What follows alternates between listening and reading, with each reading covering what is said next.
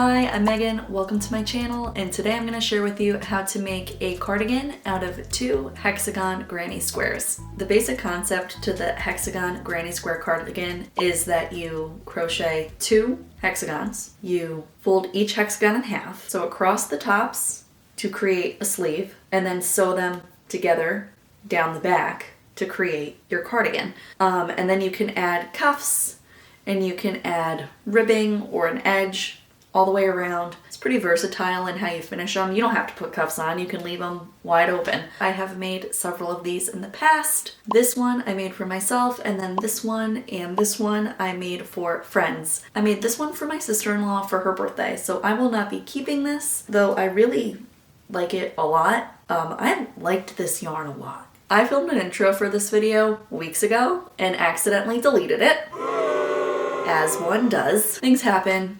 I forgive myself. Anyway, and in that clip, I held up the yarn that I used. So the yarn that I used to make this is Lion's brand Superwash Merino yarn, and the color is deep burgundy. I will link that down in the description for you. So let me show you how to make one of these. Making a hexagon granny square follows the same formula as a traditional granny square, but instead of having 4 corners and 4 sides, it will have 6 corners and 6 sides. I'll link in the description how to make a traditional granny square. You'll need to know how to chain stitch, slip stitch, and double crochet for this project. So work the 6 clusters of double crochets into the center circle. It will look something like this. And then do your 6 corners, and it should look something like this. And then start adding rounds, and you are going to just keep going around and around and around.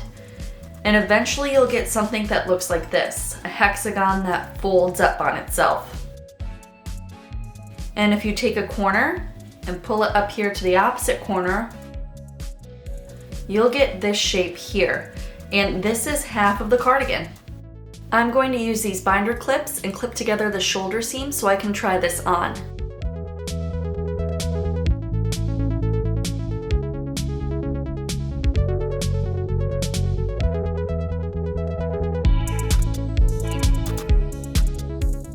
I like the length of the body, I like where it falls on my hip. And my sister-in-law is a little bit shorter than me, so I'm not going to add any more rounds to make this longer. I think it's good where it's at. If I wanted a longer sweater, I would keep working more rounds. The sleeve is a little short, so I'm going to add length to the sleeve opening later.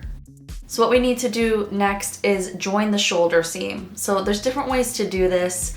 You can join the seam using your preferred method, but I'm going from my center back corners to the sleeve opening corners. And then I'm not going to fasten off. I'm going to add my rounds to the sleeve opening by chaining 2, and this counts as a double crochet. Then double crochet 2 more times into the same space. Then go into the next space and continue to work clusters of double crochets all the way around. I'm using a stitch marker so I know how many rounds to add to my sleeve when I go in to make my second half of the cardigan. Then when you get back to the beginning, slip stitch into the top of the first double crochet, chain 2, and keep adding rounds. I added 6 rounds to the sleeve. You could keep going if you wanted for a longer sleeve, but I'm going to stop here because I'm going to add a cuff to this sweater. So from where I joined my last round, I'm chaining 11. Then I'm going to slip stitch into the second chain from the hook. And I'm just going to slip stitch in each chain space back to the beginning. And then I'm going to slip stitch into the next 3 spaces.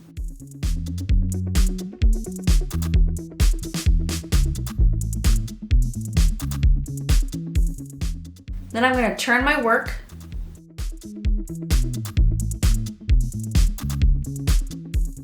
skip over those 3 slip stitches I just made, and I'm going to slip stitch into the 4th stitch from the hook, but into the back loop only.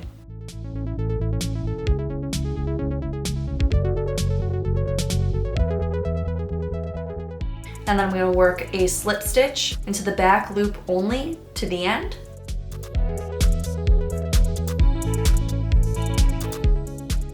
Chain 1 and turn, then slip stitch into the back loop only, all the way back down.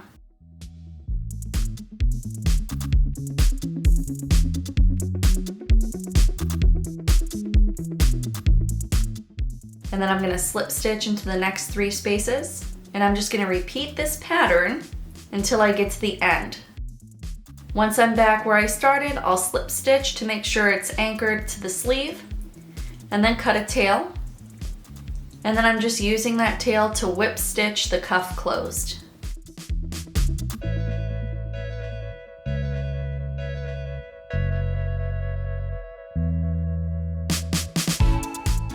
Now we have to make a second panel exactly the same as the first one. Okay, I have both halves done, and I just have to crochet these together and then put on a little edging and we're all done. I'm slip stitching mine together from the bottom edge to the neck, but you could use your joining method of choice. And you could stop here if you wanted, but I'm going to add a double crochet border around the whole thing. So I'm chaining 2, and that counts as a double crochet. And then I'm just gonna work a double crochet into each stitch all the way around, except for the corners. I'm gonna work the corners like I worked every other corner in this project. And then when you get back to the beginning, just slip stitch into the top of that first double crochet, fasten off and weave in the tail. And ta-da, finished cardigan. What do you guys think?